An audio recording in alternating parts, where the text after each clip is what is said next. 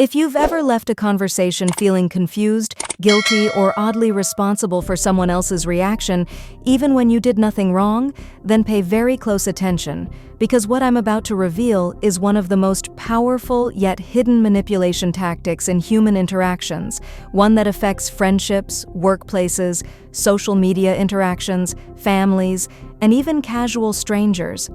And most people never realize it's happening until it has already shaped their thoughts, emotions, and behavior.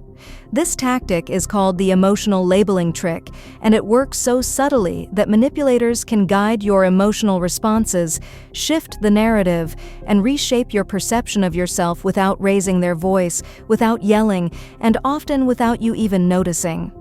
At its core, emotional labeling is simple to understand, but profound in effect.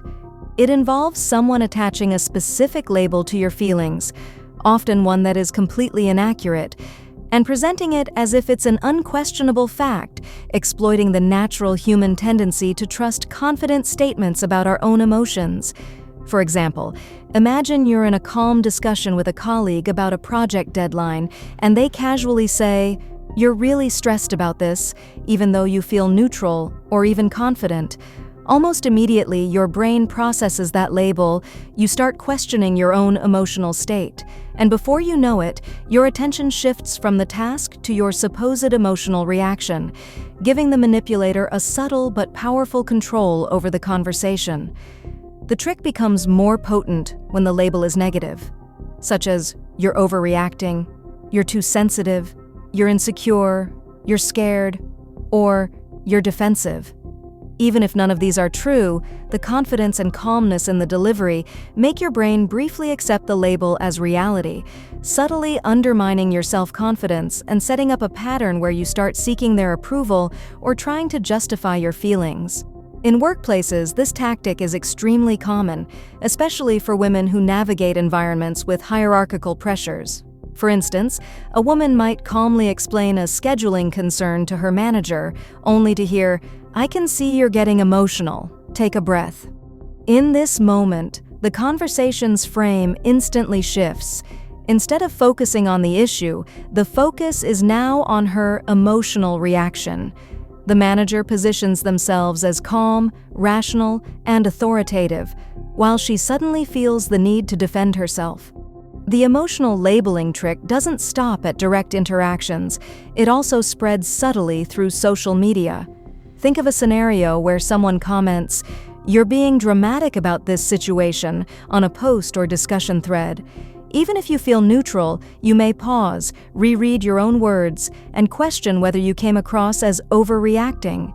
You may delete your comment, adjust your tone, or over-explain in future posts, unknowingly giving control to the labeler. In friendships, the tactic works in quieter but equally effective ways. Suppose you politely decline a friend's invitation or favor, and they respond, "You've been so distant lately." Suddenly, your boundary, which was healthy and clear, is reframed as a personal flaw, compelling you to explain, justify, or feel guilty. Emotional labeling rarely attacks you directly. Instead, it subtly attacks your self-perception and guides your behavior without you realizing it. Even in safe romantic contexts, the trick appears.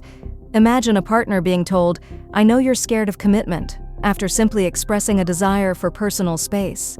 Your honest needs become reframed as a fear or flaw, placing you on the defensive and giving the manipulator control over how you respond. Psychologists note that manipulators love emotional labeling because it hijacks the conversation's frame, shifts responsibility to the target, positions the manipulator as calm and rational, makes the target doubt their own emotional awareness, and increases compliance as people instinctively enter explanation mode. Most importantly, it is invisible, which is why most people never recognize it until it has subtly influenced their thinking over time. Emotional labeling usually comes in three forms. First, downward labeling, which makes you feel small or less capable, such as "you're confused," "you're insecure," or "you're overthinking." Second, flatter labeling, which uses praise or compliments to soften you and push you subtly in a desired direction, like "you care too much," "You're such a forgiving person," or "You're doing this because you're compassionate." Even seemingly positive labels can manipulate if they guide your behavior toward the manipulator's goals.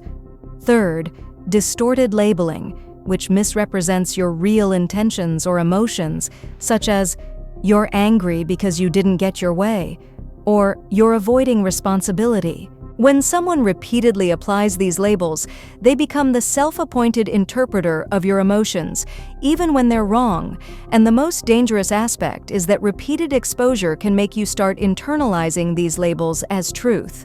For example, constantly hearing "you're too sensitive" may lead you to doubt normal emotional responses, weakening boundaries, eroding long-term self-esteem, and keeping you in explanation mode, overthinking and justifying your every action.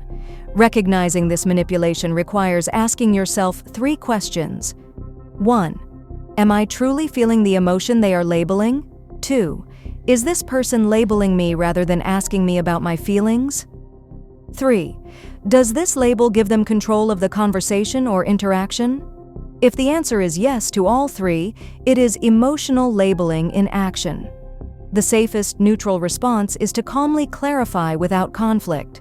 For example, saying, "I'm actually not feeling that emotion. Let's stay focused on the actual point," reclaims control and keeps the conversation on track. Emotional labeling may appear small, harmless, or subtle, but it has profound effects. It can reshape reactions, weaken personal boundaries, influence decision-making, and silently transfer power to the manipulator. Once you become aware of it, you cannot be manipulated by it unknowingly. After watching this video and observing your daily interactions in workplaces, friendships, social media, families, and casual encounters, you will be shocked to notice how frequently this trick is unconsciously applied. Awareness alone becomes your superpower, giving you the ability to set boundaries, maintain your emotional independence, and refuse manipulation with confidence. By understanding the emotional labeling trick in its depth, learning to identify downward, flatter, and distorted labeling, practicing safe responses, and reclaiming control in every interaction, you can protect your emotional state, strengthen your self-esteem, and confidently navigate any social or professional environment without falling into the subtle traps of manipulators. By understanding the emotional labeling trick in its depth, learning to identify downward, flatter, and distorted labeling, practicing safe responses, and reclaiming control in every interaction, you can protect your emotional state, strengthen your self-esteem, and confidently navigate any social or professional environment without falling into the subtle traps of manipulators. If you found this video helpful and want to see more deep psychological insights like this, don't forget to like this video, share it with your friends, subscribe to the channel, and drop a comment below telling us which emotional labeling example you've personally noticed in your life. I'd love to read your experiences.